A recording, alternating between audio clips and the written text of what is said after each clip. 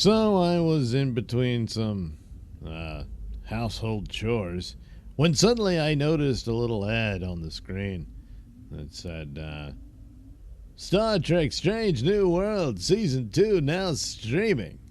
So I thought, oh, look at that. I wonder how long it's been up. I knew it was coming out, but I hadn't really looked to find out. I kind of forgot about it, And then turns out it just started. So, oh, well, look at me. I'm early and on time. And only one episode up and all that. So, okay, let's see. How bad is it? Yeah, it's still bad. It was a pretty stupid episode.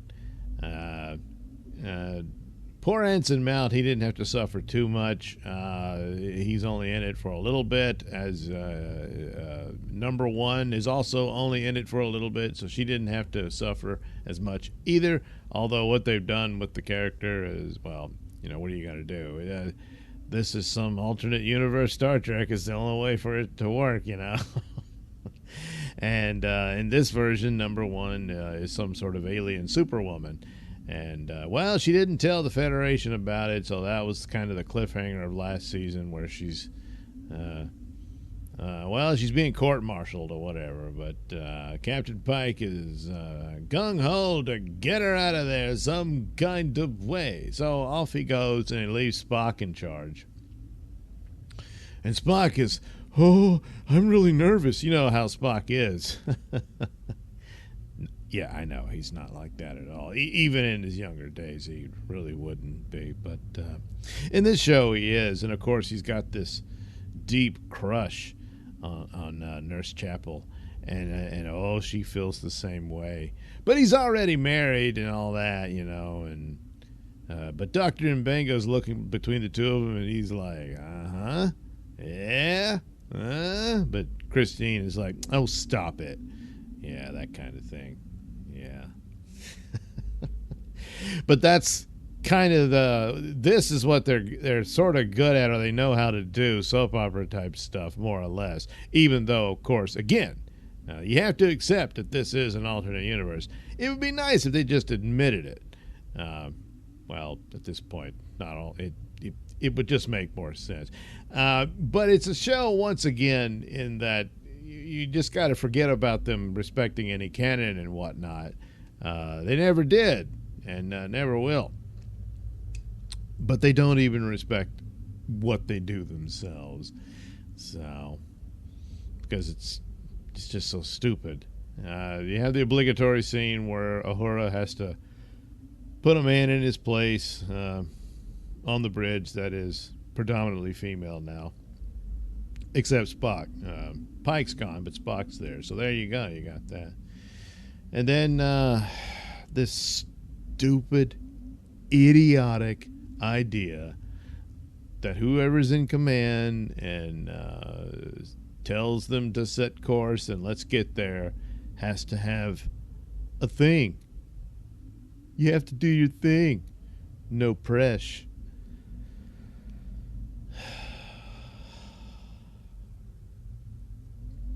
So, God.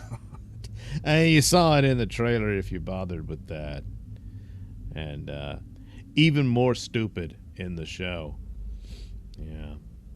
So once again, violating all protocol and orders and whatnot. They already have their second officer in the, or not, well, some prison awaiting court-martial. And so Spock decides, they get a call from, Lady Khan's granddaughter, or great-great-great-granddaughter, whatever the hell. And she's decided to go off on a little journey and ends up some people that need help. But now she needs help.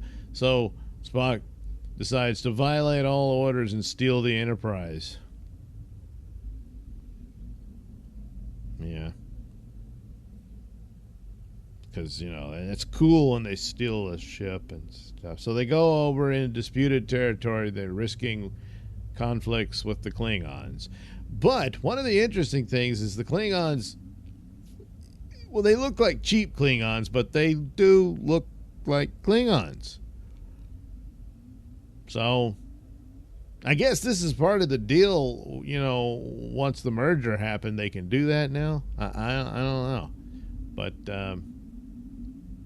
you see, just go a little further and say this has nothing to do with STD, and you might be on your road to recovery. But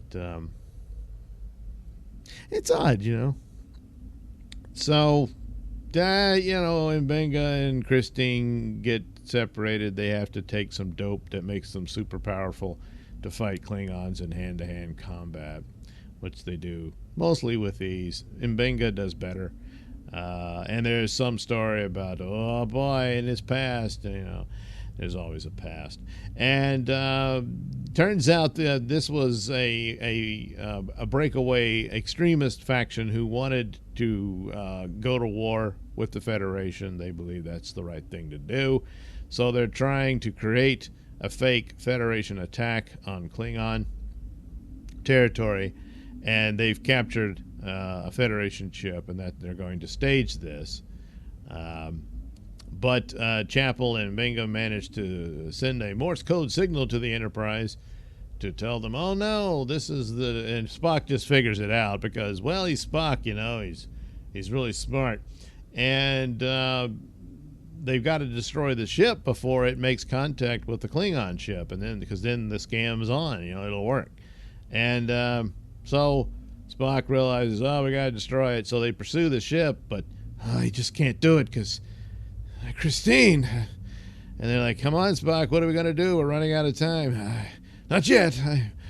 Christine. Oh. And then eventually he's like, well, we got to do it. So they shoot and blow up the ship. A little late because now the Klingon cruiser sees now two Federation ships. It sees one destroy the other. And like, well, what the hell's all this? When they could have done it rather quietly, before they saw them and then get out. But, But don't worry, Mbenga and Christine escape through a hatch, but they don't really have a space suit, so they got to risk freezing to death in space. But they're able to get beamed aboard in time. And Spock manages to resuscitate Christine because she wasn't doing so great after this. And then when she wakes up, she sees him with a tear in his eye. Yeah.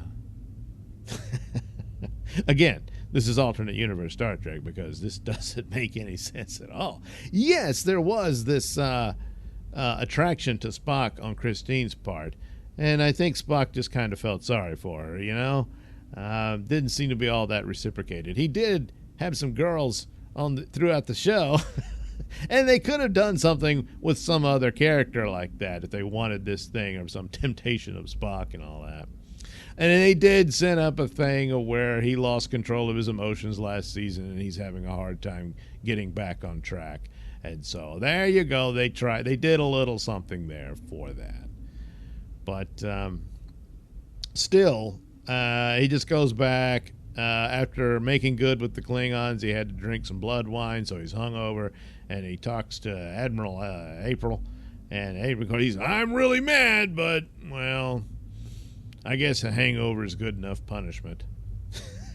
Because as it happens, they stop the plot to ignite a war, So, hey, look, as luck would have it, we not only saved our friend who just ran off on her own, and we used, Federation property and all our Starfleet property and all that stuff, and violated all kinds of rules and showed that not to be trusted.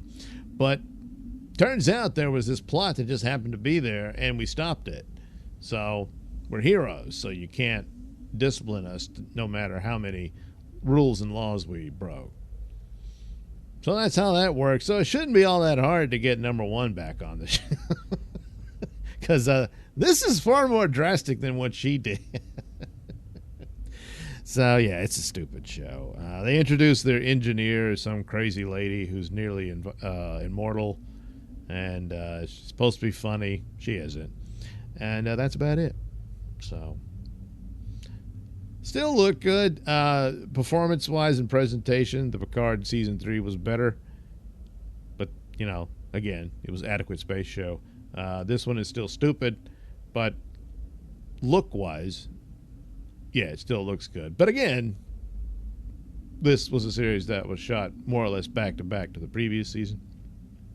And So they've announced it's going to get a season 3, so I don't know how far it'll deteriorate then, because Picard looked pretty bad, set-wise and whatnot. The spaceships, that was fine. But you know, so what? So there you go. More Strange New Worlds.